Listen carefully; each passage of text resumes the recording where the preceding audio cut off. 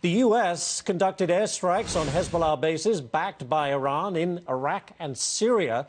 It was in retaliation for an attack on a joint Iraq-U.S. base in Iraq, if you can keep up with all of that. And the very latest now, Iraq's prime minister says those airstrikes will have dangerous consequences. Let's bring in Congressman Adam Kinzinger. Adam, you're in the reserves for the military. Congressman, your reaction to all of this?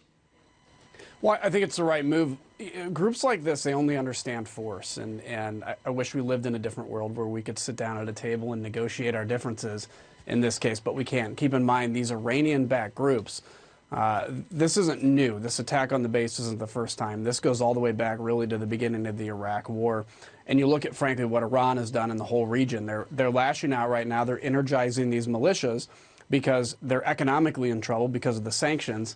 They have uprisings against them in Lebanon, in Iraq, and elsewhere, and they're quite desperate. So they want to try to provoke something bigger. This was the right move. This wasn't a massive U.S. response, but it was hitting the command and control of these Iranian-backed militias, and I think it's the punch in the nose they need. Could it escalate? Sure, but we can always escalate far beyond what they can and crush them in a force-on-force encounter. And the timing's interesting because the end of last week I spoke with Katie McFarland, who, was an advisor to the president, and she said the fact that Iran, Russia, and China were holding joint military exercises, to her, that was the unholy trinity. It was a nightmare situation, and she said, it's something that we should take a very, very cautious look at because that is not a very good development. What's your thought on that?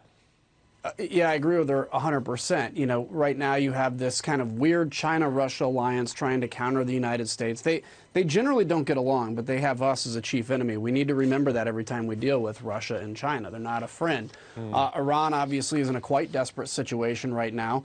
They have popular uprisings in their own country. Their economy's falling apart because they spent all the money from the nuclear deal on foreign excursions and not in rebuilding their own country. So this is where building the military like the president and Congress has done is extremely important. Being that counterweight to this uprising, as well as economically, as well as in energy independence for Europe and taking away the power that Russia has, and of course winning this trade battle with China is all part of continuing to hold our position in the world, build our alliances, and push back against these, frankly, I think well said, unholy alliance that we're seeing counter us. But one member of that unholy alliance, and this is another one for you, Congressman, Vladimir Putin, thanking President Trump for the intel that apparently thwarted a terrorist attack in Russia.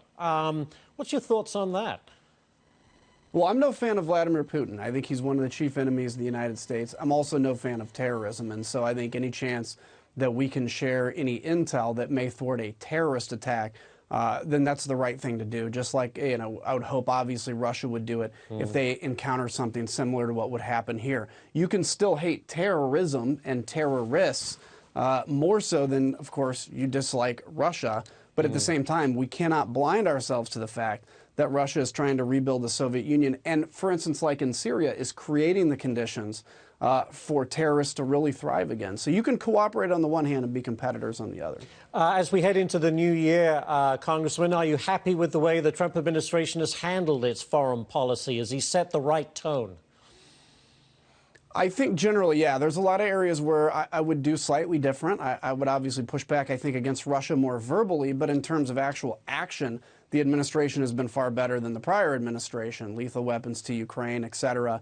I think continuing to fight China on the trade front, I'd like to see the United States enter the Trans-Pacific Partnership. So to compete against China with free trade partners around them is successful. And obviously, we're going to have some big challenges in Korea.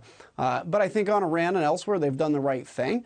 But I think continuing to strengthen the alliance and to strongly declare our position in the world and not retreat is going to be really important. All right, very quickly, the impeachment. What are your constituents telling you about this impeachment?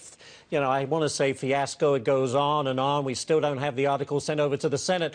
What are your constituents telling you? Are they turning glassy-eyed on all of this? It's amazing. I literally, when I go travel the district, it never comes up. I'll get people sometimes say, I can't believe this is happening. But it's not. When I'm in D.C., it's the chief thing everybody's talking about. Out here, it's not in Illinois. And so I think the Democrats mistimed this, and they obviously rushed the process, and I think people see that. All right, we'll have to leave it there. Congressman Adam Kinzinger, thank you so much for taking time today to talk with us. We appreciate it. You bet. Thank Happy New you. Year. You too.